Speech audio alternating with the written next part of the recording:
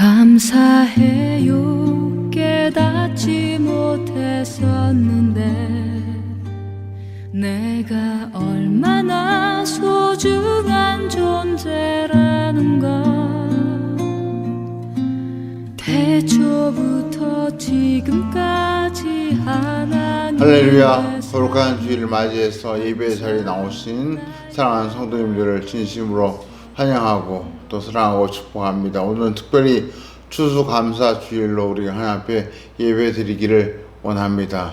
올 한 해를 돌아볼 때 참 기쁘고 감사한 일도 있었지만 참 특별히 코로나로 인해서 올 한 해 많이 우울하고 힘든 시간을 우리가 보내왔습니다. 그래서 또 우리 마음속에 감사의 마음보다 또 낙심하고 실망하고 또 힘들어하는 마음이 더 클 수 있는데, 오늘 예배를 통해서 다시 한번 감사의 마음을 회복하고 하나님께 주시는 위로와 소망을 품는 그런 은혜의 시간이 되기를 원합니다. 오늘 이 추수감사 주일이 올 한 해를 아름답게 마무리하는 그런 예배의 시작이 되고, 또 나아가 소망을 가지고 하나님의 크신 뜻을 기대하며 믿음으로 나아가는 복된 시간이 되기를 원합니다. 우리 그런 의미에서 한번 옆에 계신 분에게 하나님이 당신을 사랑하십니다 한번 인사하실까요? 예, 하나님이 당신을 사랑하십니다. 혹시 혼자 이 예배를 드리시는 분들은 가슴에 한번 손을 얹고 하나님이 나를 사랑하십니다 한번 자기에게 그렇게 격려해 주시기 바랍니다. 하나님이 나를 사랑하십니다. 예, 오늘 이런 하나님의 사랑을 마음에 품고 예배를 통해서 위로와 치유와 회복의 역사를 경험하고 또 다시 한번 우리 마음속에 감사와 기쁨이 충만해지기를 간절히 축원합니다. 우리 한번 시간 다 같이 기도하심으로 추수감사할 예배를 하나님께 올려드리겠습니다.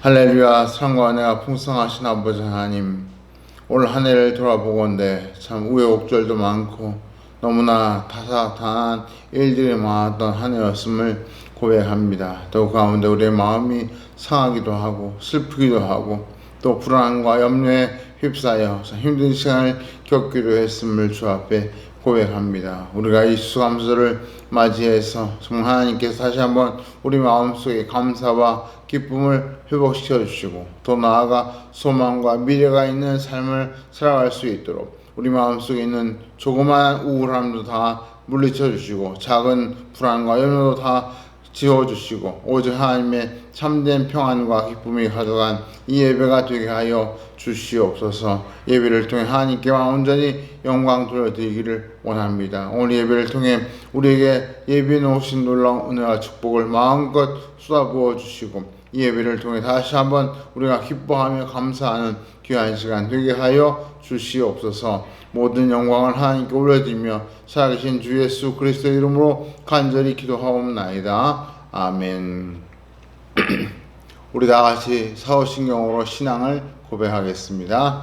전능하사 천지를 만드신 하나님 아버지를 내가 믿사오며 그 외아들 우리 주 예수 그리스도를 믿사오니 이는 성령으로 잉태하사 동정녀 마리아에게 나시고 본디오 빌라도에게 고난을 받으사 십자가에 못 박혀 죽으시고 장사한 지 사흘 만에 죽은 자 가운데서 다시 살아나시며 하늘에 오르사 전능하신 하나님 우편에 앉아 계시다가 저희로서 산 자와 죽은 자를 심판하러 오시리라. 성령을 믿사오며 거룩한 공회와 성도와 서로 교통하는 것과 죄를 사하여 주시는 것과 몸이 다시 사는 것과 영원히 사는 것을 믿사옵나이다. 아멘. 우리 시간 추수감사를 맞이해서 감사의 찬송을 하나님께 올려드리기를 원합니다. 우리가 마음속에 있는 여러 가지 근심과 걱정, 또 한 해 동안 참 우리가 품고 있었던 많은 염려들을 이 시간 다 몰아내고 찬송으로 가득 채워서 하나님과 영으로 기뻐하는 이 시간 되기를 원합니다. 우리 김재호 집사님 인도로 다 함께 기쁨의 찬양을 하나님께 올려드리겠습니다. 네, 우리 다 같이 하나님께 찬양 올리겠습니다. 감사해요. 우리 같이 찬양하겠습니다.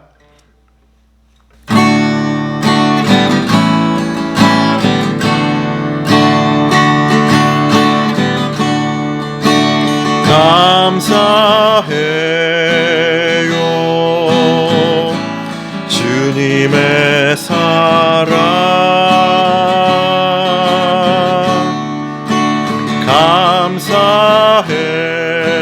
감사해요. 주님의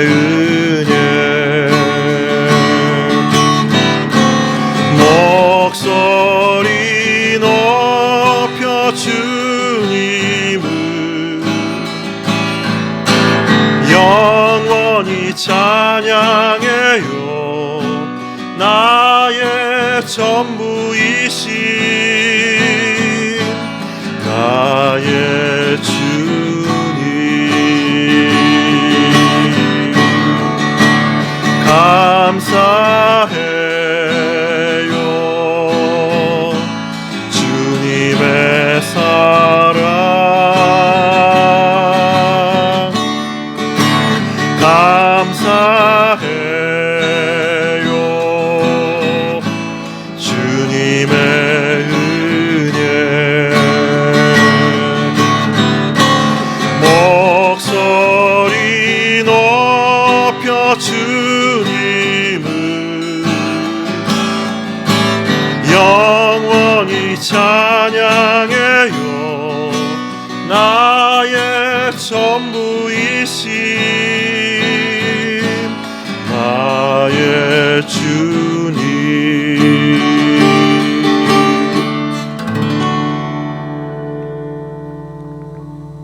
예, 우리 같이 주의 친절한 팔에 안기세 우리 같이 찬양하겠습니다.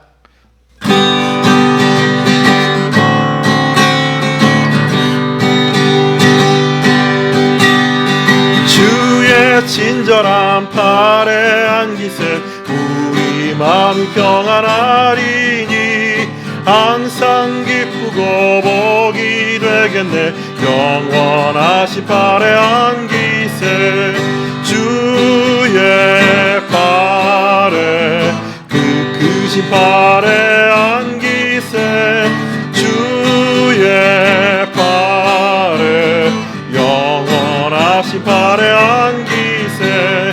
날이 갈수록 주의 사랑이 두루 광명하게 비치고 전성 가는 길 편히 가리니 영원하신 팔에 안기세 주의 팔에 그 크신 팔에 안기세 주의 팔에 영원하신 팔에 안기세. 주의 보좌로 나아갈 때에 기뻐 찬미 소리 외치고 겁과 두려움 없어지니 영원하신 팔에 안기세 주의 팔에 그 크신 팔에 안기세 주의 팔에 영원하신 팔에 안기세.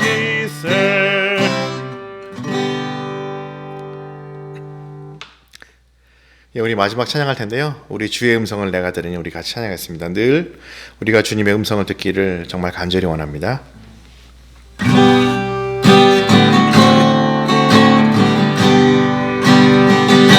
주의 음성을 내가 들으니 사랑하는 말일세.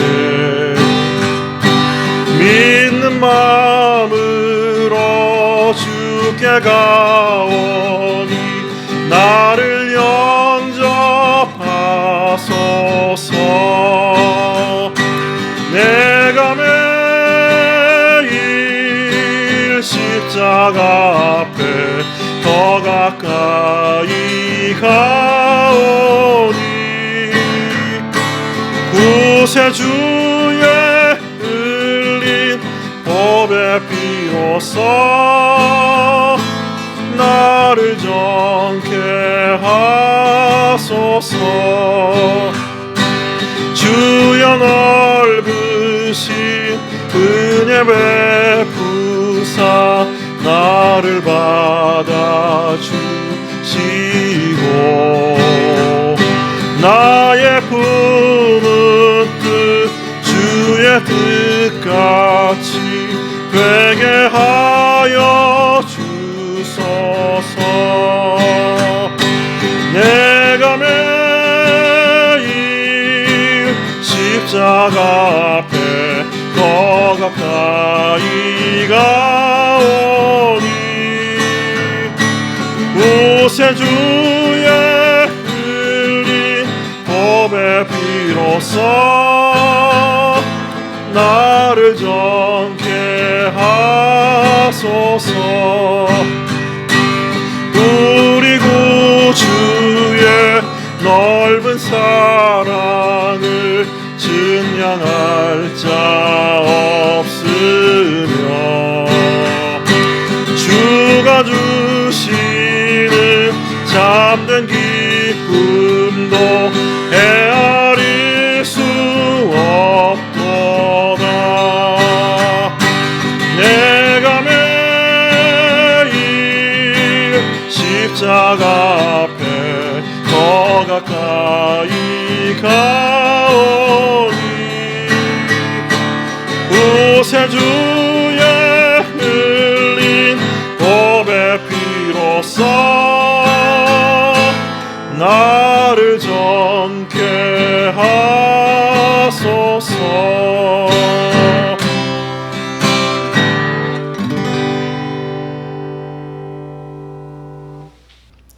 우리 이 시간 다 함께 하나님 앞에 간절히 합심으로 기도하기를 원합니다. 특별히 추수감사주의를 맞이해서 감사할 일들이 많이 있어 감사할 수 있지만 또 한편으로 감사할 일이 없어서 참 우리에게 감사가 메말라 있어서 기도가 잘 되지 않을 수도 있습니다. 이 시간 우리 정말 하나님 앞에 하나님 제 마음속에 감사를 회복시켜 주시고 또 감사가 회복되어짐으로 우리의 모든 염려와 근심과 걱정이 평하여 참 감사의 제목이 될 수 있도록 하나님 역사하여 주옵소서. 우리 그런 간절한 마음 가지고 우리 한번 시간 감사를 회복시켜 달라고 기도하시고 또 나아가 이 어려운 나라와 민족과 한국 교회를 위해 또 우리 교회를 위해서 한번 간절히 합심해서 기도해 주시기를 부탁드립니다. 우리 한번 통성으로 이왕이면 무릎을 꿇고 하나님 앞에 간절히 기도하겠습니다.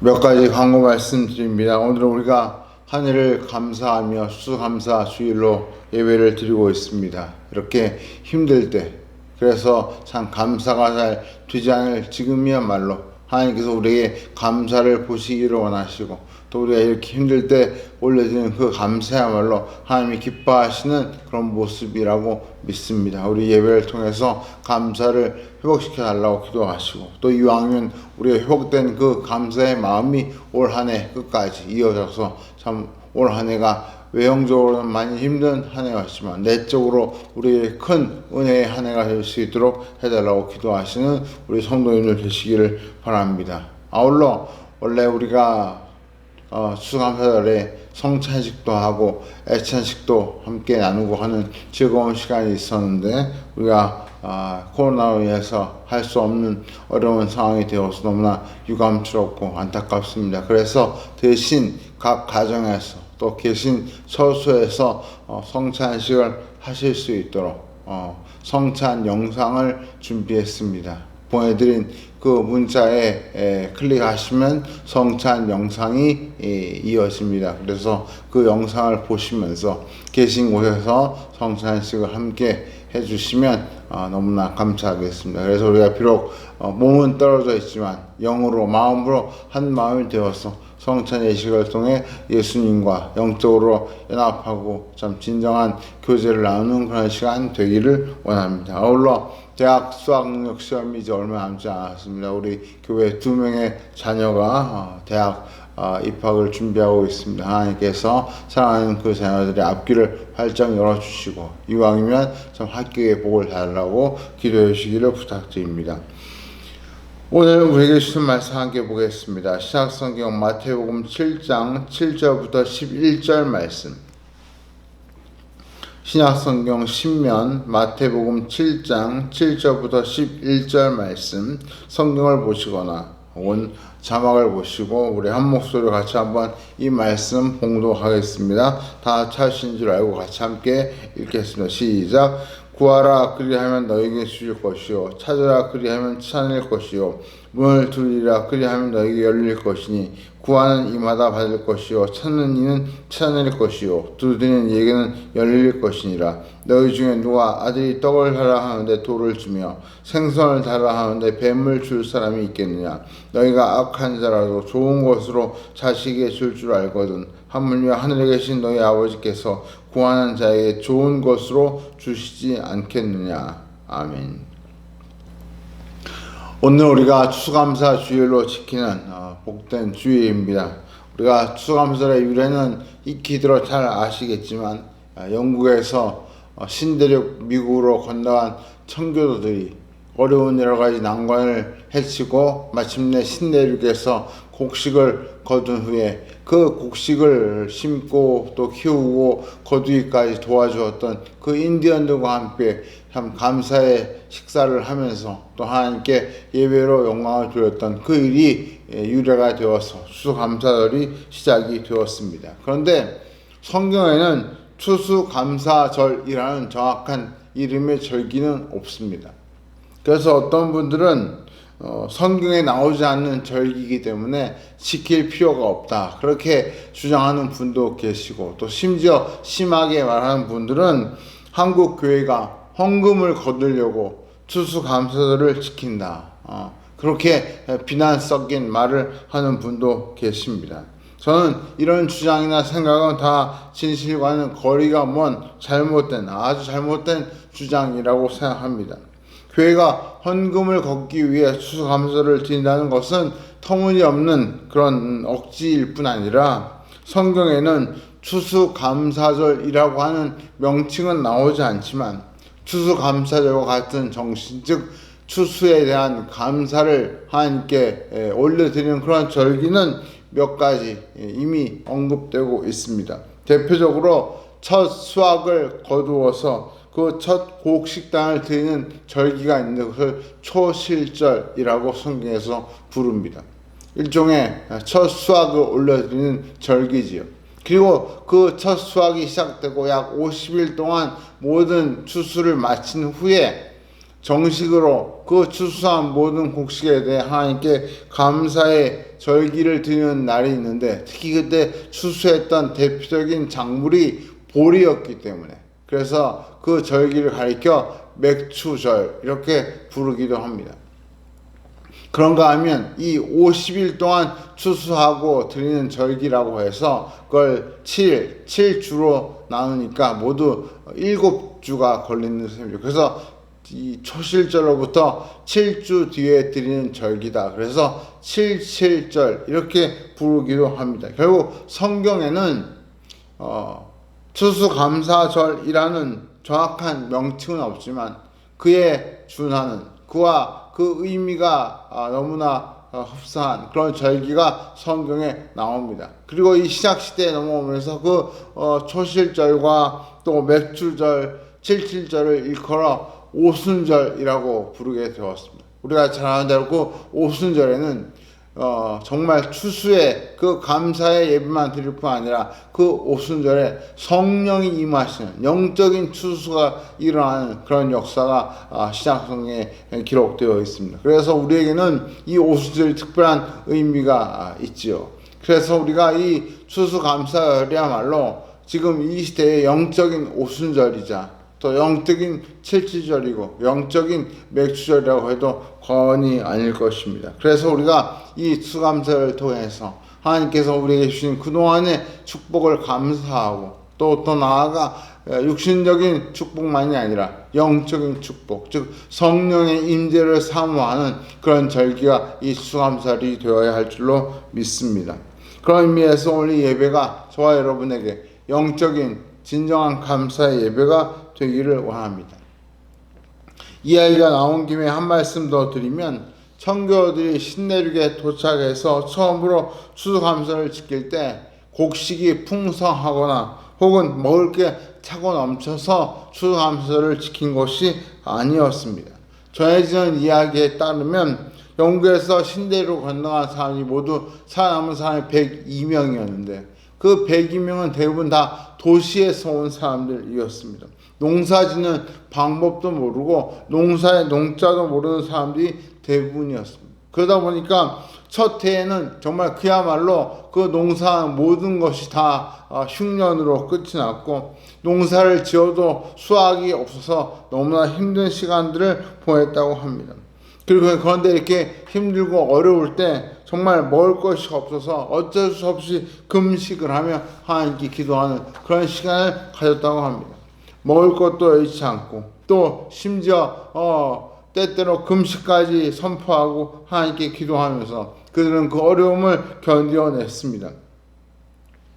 그런데 이런 일들이 자주 일어나게 되니까 사람들이 모여서 회의를 하게 되었습니다. 그런데 그때 그 회의에서 한 사람이 뜻밖의 이런 주장을, 이런 제안을 했습니다. 우리가 이왕이면 금식 주간을 선포하고 정말 이 굶는 것 때문에 힘들어하기보다는 비록 굶을지라도 감사한 마음으로 이 시간을 보내었으면 좋겠다. 그래서 금식 주간이 아니라 감사 주간으로 지키자. 그런 제안을 어떤 사람이 하게 되었습니다. 그러면서 우리가 영국에서부터 신앙의 자유를 진짜 이곳까지 오게 되었고 또 이곳에서 마음껏 참 신앙에 제약 없이 예배를 드리고 정치의 자유를 누릴 수 있으니 이것이 얼마나 큰 감사의 제목이냐. 그러면서 감사의 주간을 지키자고 그렇게 제안을 했고 이것이 시작이 되어서 추수감사절이라고 하는 절기를 지키는 계기가 되었다고 합니다. 이와 같이 참 우리가 여러 가지로 힘들고 어려울 때 성도로서 할 수 있는 가장 최선의 방법 중에 하나가 바로 감사하며 기도하는 것인 줄 믿습니다. 그래서 그 기도를 보다 더 역동적으로 표현한 말씀이 바로 오늘 본문에 나옵니다. 7절 우리 같이 한번 다시 읽어보시죠. 7절 시작. 구하라 그리하면 너에게 주실 것이요 찾으라 그리하면 찾을 것이요 문을 두드리라 그리하면 너에게 열릴 것이니라. 저는 이 구절을 읽으면서 기도하라는 그 한마디를 구하라, 찾으라, 두드리라 이 세 마디로 더욱 구체적으로 표현했다는 생각을 하게 됩니다.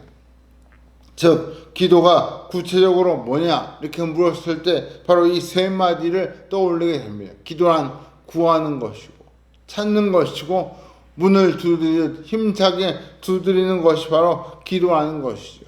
우리가 종종 오해하는 것 중에 하나가 기도는 단순히 눈을 감고 정말 명상하듯 가만히 앉아있는 것이 기도라고 생각할지 모르지만 영적으로는 하나님 앞에서 정말 하나님을 간절히 찾고 또 그분을 구하고 그분의 뜻을 묻고 뿐만 아니라 혹시 내가 잘못한 것, 잃어버린 것이 없는지 찾고, 또 우리 앞에 있는 여러 가지 장애물들이 있다면 그것을 열어달라고 하나님 앞에 간절히 두드리는 심정으로 기도하는 것, 그것이 바로 성도가 하는 기도인 것입니다.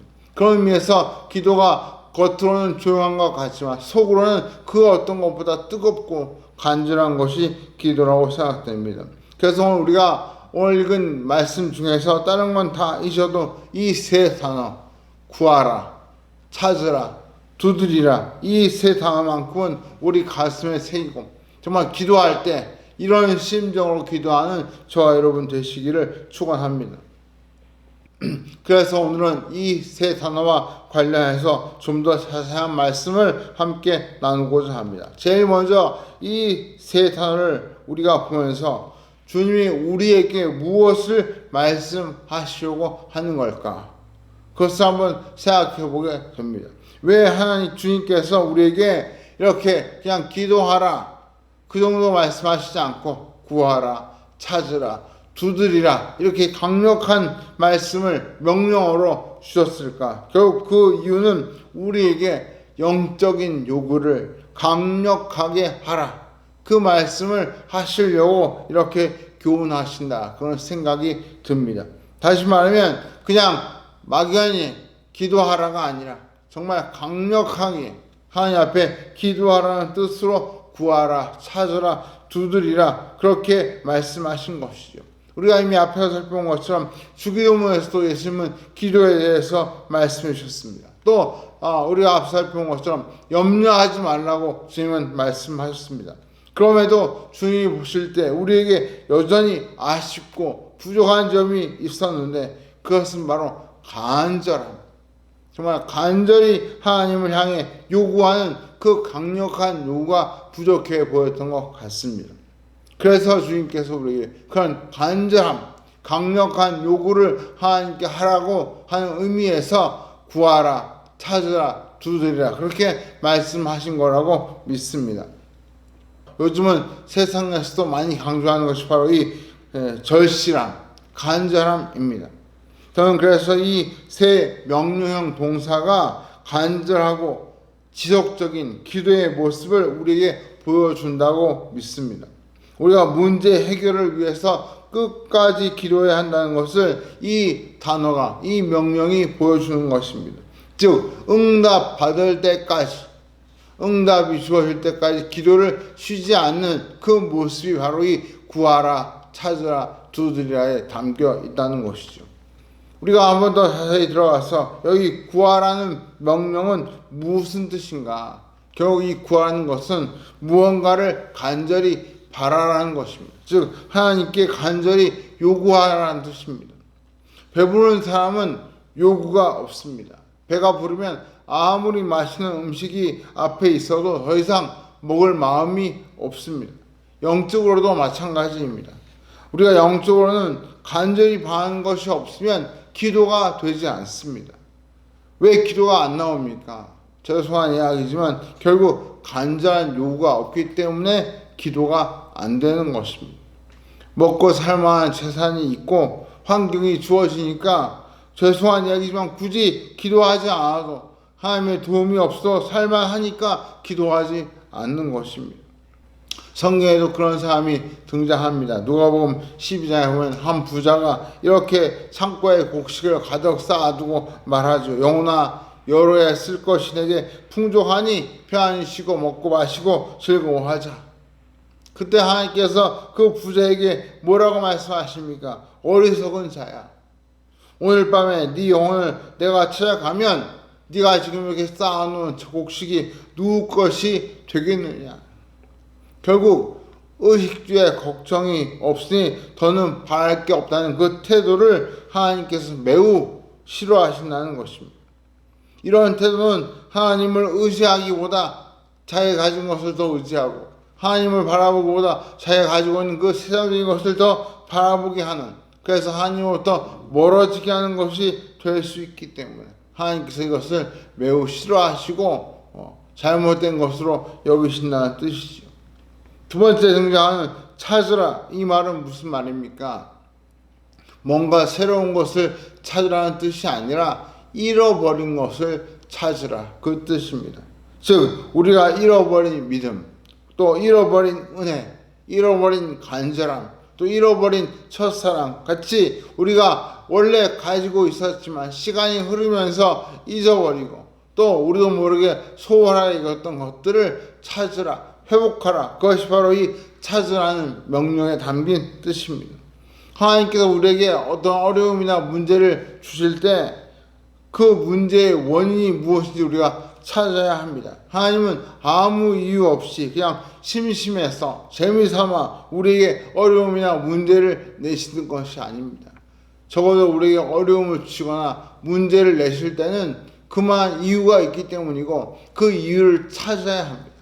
그런 의미에서 이 찾으라는 것은 우리가 기도할 때 우리가 혹시 놓치고 있는 것, 또 혹은 우리가 간과하고 있는 것이 무엇인지를 영적인 눈으로 찾으라는 뜻에서 이 말씀을 하고 계신다. 그렇게 이해할 수 있습니다. 세 번째로 두드리라는 것은 정말 안타까워서 계속 문을 두드리듯이 하나님께 간절히 구하라는 뜻입니다. 속에 불이 나서 하나님을 찾는 그런 모습이 바로 이 문을 두드리는 모습입니다. 한마디로 해결을 구하는 그런 간절한 기도가 바로 이 문을 두드리는 기도인 것이죠. 하나님 제발 문을 열어주세요. 제발 이 문을 열어주세요. 이런 간절함이 바로 이 기도에 담긴 마음입니다. 이렇게 구하라, 찾으라, 두드리라는 주님의 명령은 우리에게 강한 요구, 강력한 간절한 요구가 있어야 한다는 것을 교훈하십니다. 그럴 때 어떤 결과가 일어납니까? 우리 8절 같이 한번 읽어보실까요? 시작. 구하는 이마다 받을 것이요 찾는 이가 찾아낼 것이요 두드리는 이에게는 열릴 것이니라. 바로 이 맛에 우리가 기도하는 것입니다. 기도해 보신 분들은 바로 이 맛을 경험한 분들입니다. 기도하신 분들은 정말 이 기도 응답의 맛이 얼마나 좋은지, 다른 어떤 것보다도 그 맛이 너무나 달콤하고 귀하다는 것을 압니다. 절묘한 타이밍에 정말 하나님이 문을 열어주셨구나. 참 그런 깨달음이 올 때 세상 그 무엇보다도 큰 기쁨과 희열이 있습니다. 제 이야기를 들어서 죄송합니다. 아시는 대로 저희가 저희 살던 집에서 전세로 2년을 살았습니다. 그리고 2년 더 연장해서 재계약을 했는데 한 4개월쯤 지났을 때 갑자기 집주인이 집을 비워달라는 겁니다. 자기 아들이 이사를 들어오려고 하니까 집을 비워달라는 것이죠. 근데 그때가 하필이면 한여름 7월 달이었습니다. 그야말로 이사로 보면 비수기에 해당하는 시간이었고 매물이 없는 그야말로 이사한 사람도 없고 이사 오는 사람도 없는 그런 때였습니다. 그렇다고 매물을 찾아서 교회에서 멀리 떨어진 곳에 아이들 학교에서 멀리 떨어진 곳을 구할 수도 없어가지고 이 교회 주변에 있는 부동산들을 다 찾아다니기 시작했습니다. 그런데 다 가봐도 마땅한 집이 저희가 들어갈 만한 그런 집이 없었습니다. 참 정말 새벽마다 기도하면서 하나님 갈 길을 보여주십시오.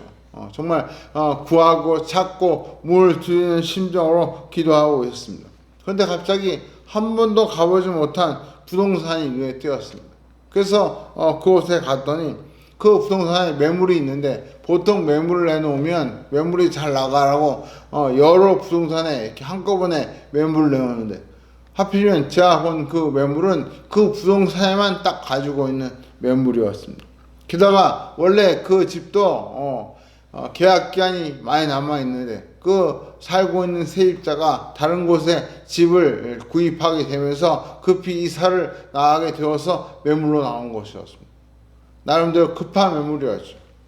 저희도 급하게 이사를 나가야 되고 또 오히려 그 매물도 급하게 나온 매물이었기 때문에 정말 이 둘이 딱 맞아서 제가 극적으로 계약을 하고 이사를 하게 되었습니다. 이사를 하고 난 이후에 참 시간이 지나면서 정말 하나님께서 이 집을 우리에게 주셨구나, 우리를 이곳으로 인도하셨구나, 이런 고백이 절로 나오게 되었습니다. 심지어 우리 아이들도 한 달도 안 됐는데 하는 말이 아빠 우리 여기 한 몇 년 산 것 같아. 그런 말을 할 만큼 그 집이 우리에게 편안함을 주었습니다. 또 놀라운 것은 저희가 전에 살던 그 집에서 이사를 하고 난 이후에 그 주변에 아파트 신축 공사가 한창 진행되면서 그 집에서 교회로 오는 그 길이 공사로 인해 막히고 심지어 막 교통 체증이 일어나고 그야말로 그쪽이 난리가 아니었습니다. 만약 저희가 계속 거기 살았으면 교회로 오는 것이나 우리 아이들 학교로 오는 게 너무나 불편하고 힘들었을 텐데 하나님께서 그 사이에 미리 저희를 거기서 빼내어서 지금 있는 곳으로 인도하셨다는 생각을 하니까 참 너무나 그 타임이 절묘하구나 그런 생각을 하게 되었습니다. 제가 부족하지만 이 아름다운 만년교회를 섬기면서 하나님께서 정말 간절한 기도에 대해 절묘한 타이밍에 절묘한 방법으로 응답해 주시는 체험을 여러 번 하게 되었습니다. 그래서 제가 정말 이 교회를 섬기는 게 얼마나 기쁘고 감사한지 모르겠습니다. 그래서 요한일서 5장 14절 15절에 이렇게 말씀합니다. 우리가 가진 바 담대함이 이것이니 그의 뜻대로 무엇을 구하면 들으심이라. 우리가 무엇이든지 구하는 바를 들으시는 줄을 안즉 우리가 그에게 구한 것을 얻은 줄을 또한 아느니라. 이것이 바로 우리의 고백입니다. 구하면 하나님께서 그 구하는 바를 들으신 것으로 믿고 또 그 구한 것을 주실 줄로 믿는 것이 바로 우리의 믿음이라고 고백하는 것입니다. 그래서 담대함이 생기는 거죠.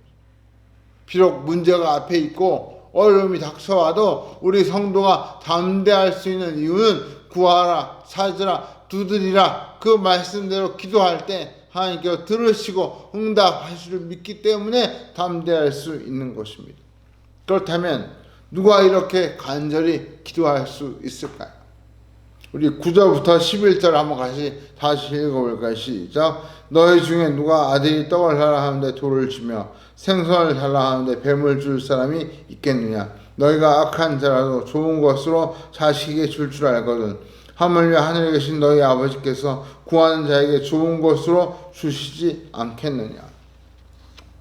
한마디로 하나님을 아버지로 믿고 있는 그 사람, 하나님께서 아버지이심을 알고 그 아버지의 사랑을 느끼는 그 사람이 바로 기도 응답에 대한 확신을 가질 수 있는 사람입니다. 바꿔 말하면 하나님과의 친밀감이 결국 기도의 큰 동기가 된다 그 말입니다. 친밀감이 얼마나 중요한가에 대해서 우리가 많은 이야기를 듣고 또 알고 있지만 제가 한 가지 예로 스티브 잡스 이야기를 말씀드리려고 합니다. 애플로 세계적인 부자가 되었고 또 뿐만 아니라 세계적인 존경받는 인물이 된 이 스티브 잡스가 겉으로 볼 때 부유한 집안에서 정말 모든 것을 다 누리며 살았던 사람처럼 보이지만 사실을 알고 보니까 그는 사생아였습니다. 생후 2주 만에 부모에게서 버려져서 불임 가정에 입양된 그런 사람이었습니다. 더 놀라운 것은 그를 입양시킨 그의 친부는 시리아의 부유한 집안 출신으로 미국에 유학 와서 정치학을 공부하여 교수가 된 그런 사람이었습니다. 그의 어머니는 바로 그 교수의 제자였고 이 둘 사이에서 참 태어난 사람이 바로 이 스티브 잡스였습니다.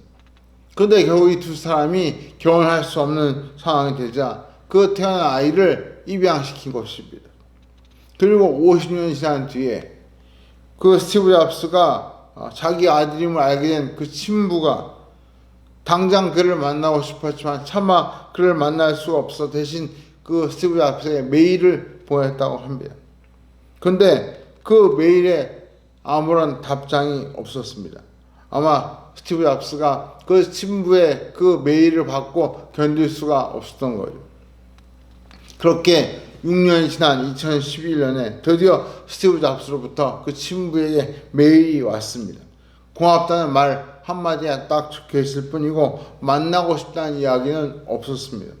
친부는 만날 수 있다는 희망을 안고 기다렸는데 그로부터 2달 뒤에 스티브 잡스가 투병 중이던 췌장암으로 사망했다고 하는 그런 참 충격적인 소식이 들려왔습니다. 결국 스티브 잡스는 자기를 생후 2주 만에 버린 그 아버지에 대한 증오심 때문에 너무나 그 증오심이 커서 생전에 그를 한 번도 만나지 않았을 뿐만 아니라 결국 죽기 전에 한 번도 그 아들을 한 번이라도 그 아들을 만나보고 싶어하는 그 아버지의 소원을 끝끝내 들어주지 않았던 것이죠.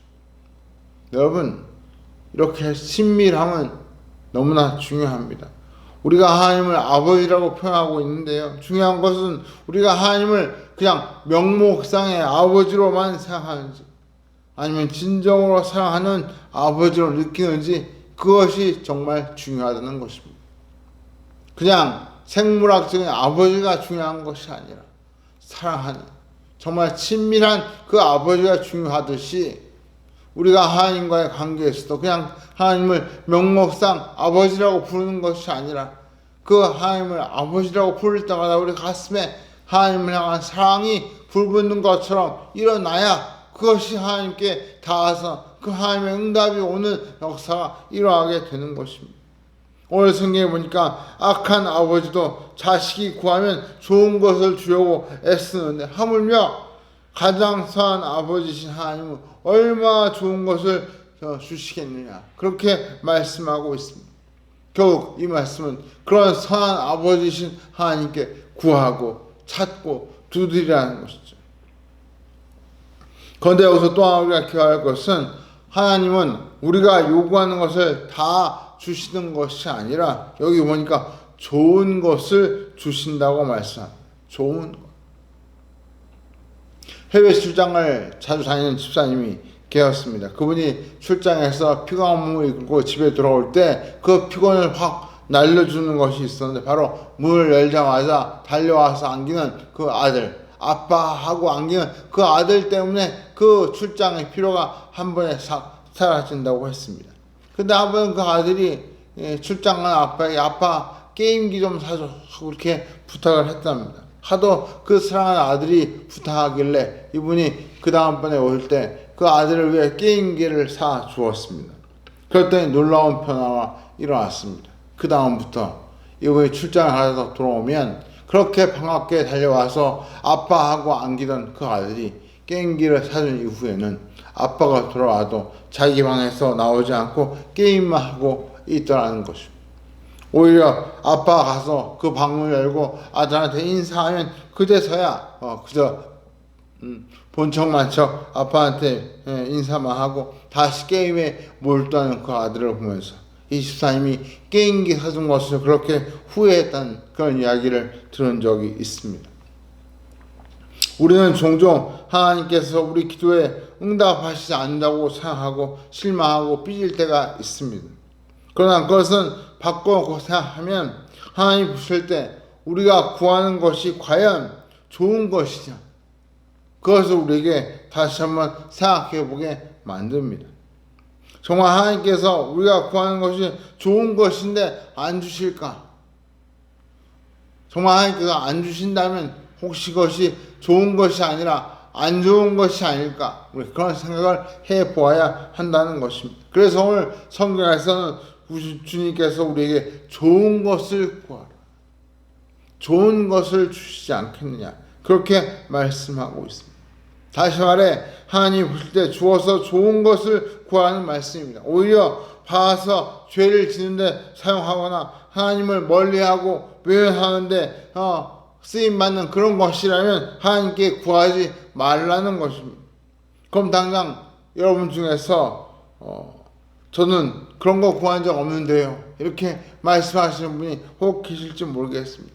여러분은 그런 뜻으로 구하지 않았더라도 우리의 미래를 아시고 우리의 장래를 보시는 하나님께서 우리가 그것을 받고 난 이후에 어떻게 될지 아시고 그래서 때로는 우리가 아무리 구해도 주시지 않는 그런 것이 있을 수 있다는 것입니다.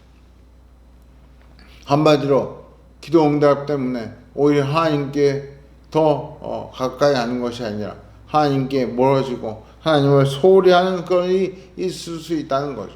뭐가 있을까요? 우리가 흔히 구하는 건강. 여러분 건강이 어떻습니까? 건강을 구하는 것이 무슨 문제입니까?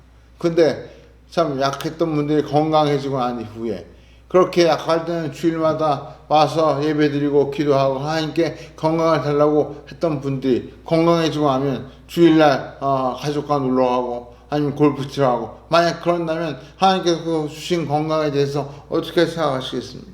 물질도 마찬가지죠.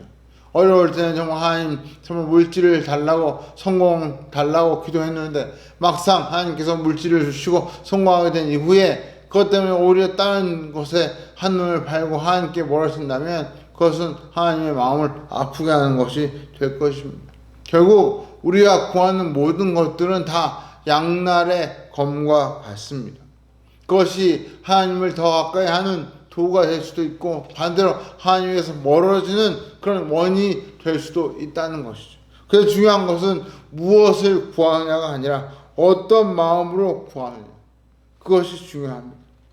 하나님께서 우리 기도에 응답하시는 이유는 그것을 통해서 우리가 하나님과 더 가까워지고 더 친밀해지길 바라시기 때문에 응답해 주시는 것입니다.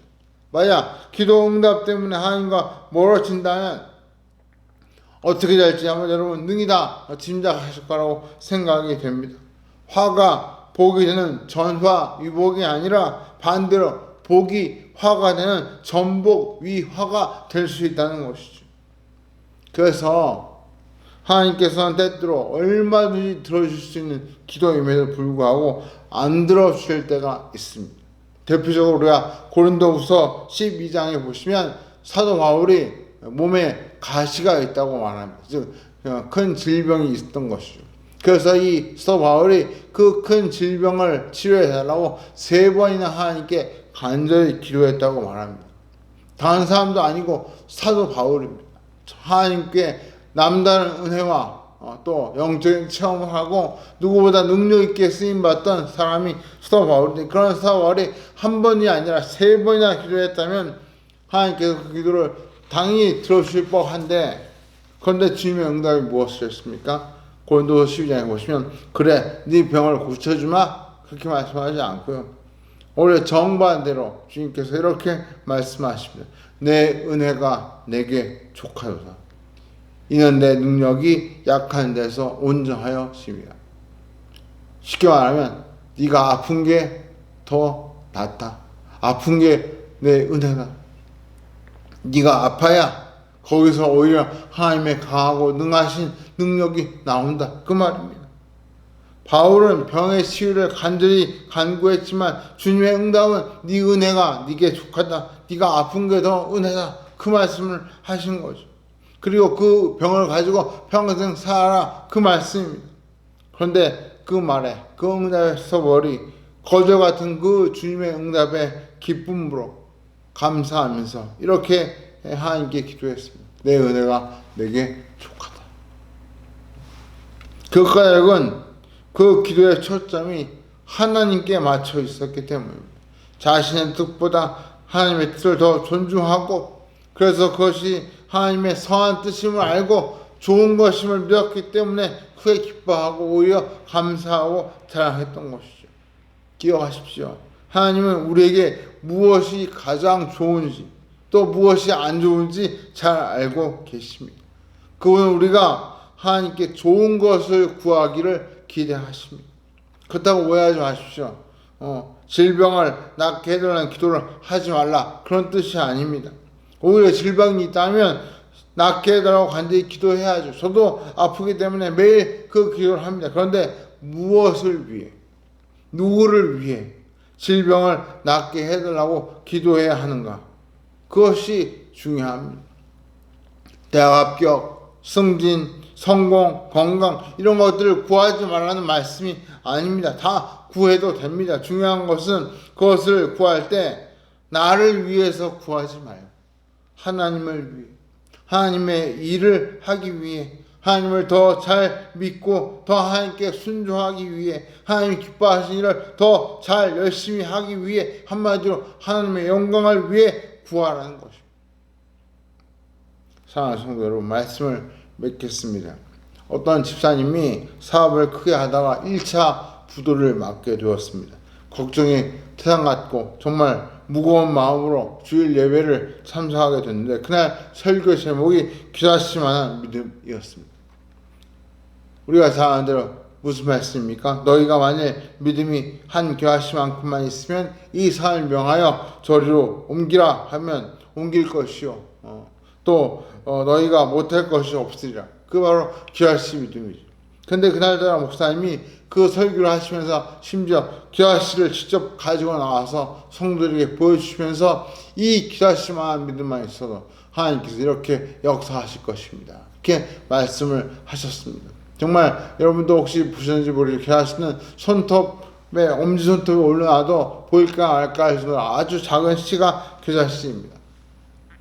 이 집사님이 예배 후에 목사님을 찾아가서 목사님께 부탁했습니다. 목사님, 그 겨아씨 하나만 저에게 선물로 주시면 안 됩니까? 그래서 그 부탁을 목사님이 들어주셔가지고 그 겨아씨 하나를 선물로 받았습니다. 이 집사님이 그 선물로 받은 겨아씨를 자기 명함 뒤에 스카이 테이프로 딱 붙였습니다. 그리고 주머니에 보관을 하게 되었죠.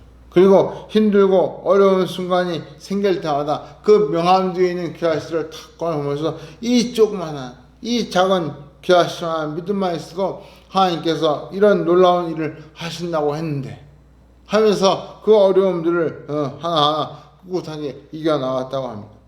그래서 마침내 그분이 그 겨아씨를 보면서 그 어려움들을 잘 헤쳐나가서 사업이 재기하게 되었고 더 큰 성공을 거두게 되었습니다. 사람들이 그분에게 묻기를 어떻게 그렇게 극심한 시련을 잘 극복하고 사업을 다시 크게 성공하실 수 있었습니까? 하고 물을 때마다 그분이 그 명함에 있는 겨아씨를 보여주면서 이 겨아씨와 믿음 때문에 제가 이렇게 재기에 성공했습니다. 이런 고백을 했다는 간증을 제가 오늘 책에서 읽었습니다. 여러분 기억하십시오. 기도는 구체적으로 구하고 찾고 두드려야 합니다.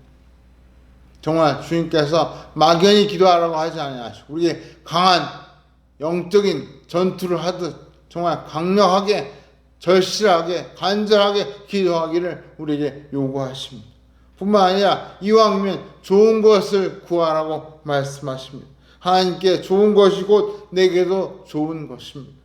이번 추수감사를 계기로 감사의 마음을 회복하시고 더 나아가 하나님께 친밀하게 다가가셔서 구하고 찾고 두드리심으로 정말 좋은 것을 얻는 그런 복된 성도가 되시기를 주의 이름으로 간절히 축원합니다. 우리 시간 같이 한번 말씀을 생각하시면서 함께 기도하기를 원합니다. 혹시 여러분의 기도가 정말 구하고 찾고 두드리는 기도였습니까? 아니면 그저 명상하듯 그저 조용히 그저 침묵하듯 그런 기도가 아니었는지 한번 우리가 돌아보기를 원합니다. 지금 우리가 그렇게 조용히만 기도하는 것이 아니라 이왕이면 정말 간절하게 구하고 찾고 두드리는 그런 기도를 하기를 원하시고 또 그런 기도를 할 때에 참으로 주님께서 구하게 하시고 찾게 하시고 문을 열어주실 줄 믿습니다. 우리 추수감사를 맞이해서 먼저 우리의 마음속에 감사가 회복되게 하시고 더 나아가 하나님과 친밀하게 하나님을 정말 사랑하는 아버지로 여기고 하나님 앞에 좋은 것을 구할 때 하나님께서 우리에게 더 큰 감사의 응답을 주시는 역사가 있도록 우리 제가 저 말씀을 생각하시면서 한번 통성으로 같이 기도하겠습니다.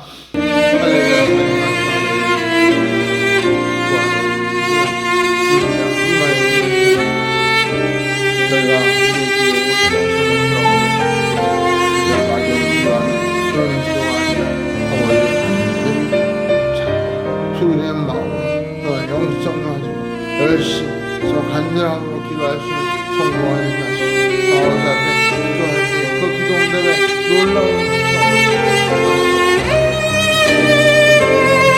낙심한 마음, 실망한 마음이 더욱 떨리게 하시고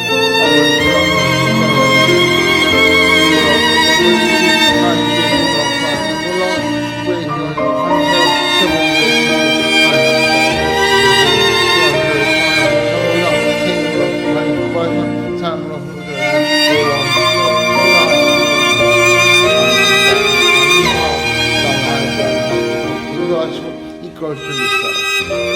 예수 간절히 사랑이 많으신 아버지 하나님 감사합니다. 추수감사를 맞이해서 저희가 감사로 앞에 예배하며 산 제사를 드려왔다 하지만 참 지금의 현실이 우리의 마음속에 있는 감사를 식어가게 하고 오히려 감사가 변하여 낙심이 되고 원망이 되고 불평이 되게 할 만큼 참 너무나 힘든 순간들, 힘든 날들이 많습니다. 아버지, 이 시간 저희의 상한 마음을 만져주옵시고 치유하시고 고쳐주시고 회복시켜 주시며 다시 한번 하나님 기뻐하시는 감사의 마음으로 변화되게 하여 주옵소서. 그래서 오늘 우리에게 다가와 있는 여러 가지 어려움들이 전화 위복의 축복같이 오히려 하나님의 놀라운 역사를 체험하는 감사의 제목들이 되게 하여 주옵시고 살아계신 하나님을 체험하는 영적인 기회가 되게 하여 주시옵소서. 그래서 우리가 정말 날마다 정말 하나님 앞에 구하고 찾고 두드리는 심정으로 간절히 기도함으로 하나님께서 가장 좋은 것을 주시는 놀라운 체험이 우리의 삶 가운데 이어지게 하여 주시옵소서. 아버지 하나님, 다시 한번 간절히 간구합니다. 이 자리에 모여있는 사랑하는 주의 자녀들에게 정말 구하고 찾고 드리는 마음으로 기도하게 하시고 그 기도의 결과로 좋은 것을 얻는 놀라운 역사를 허락하여 주시옵소서. 이제는 우리 주 예수 그리스도의 크신 은혜와 하나님 아버지의 놀라우신 사랑과 성령 하나님의 감화감동 인도 역사하심이 구하라 찾으라 두드리라 이 말씀을 마음에 새기고 하나님 앞에 간절히 기도함으로 좋은 것을 얻기를 마음속에 소원하고 기도하는 이 자리에 모여주신 사랑하는 주의 자녀들의 심령이와 저희들의 간절한 기도의 제목 위에 이 나라의 민족과 성도사님들을 위해 이제로부터 영원토록 함께 계실지어다. 아멘. 감사해요 깨닫지 못해서 할렐루야. 예배를 마쳤습니다. 예배를 마친 후에 성탄식 영상을 보시면서 또 가족과 함께 성탄을 나누시고 또 이어서 애찬을 함께 나누시면서 이 추수감사절을 뜻깊게 보내시는 우리 성도님들 되시기를 바랍니다. 그래서 비록 힘들고 어렵지만 또 많이 우울하고 또 마음속에 근심과 걱정이 많지만 이 어려운 때를 구하고 찾고 두는 심정으로 기도하면서 잘 이겨내시고 그래서 하나님께서 이 어려움을 편하여 축복이 되게 하시는 전화위복의 놀라운 응답의 역사를 체험하는 우리 성도님 되시기를 간절히 바랍니다. 그런 위해서 이런 축복을 주시는 하나님께 우리 감사와 영광의 박수를 드리고 예배를 마치겠습니다.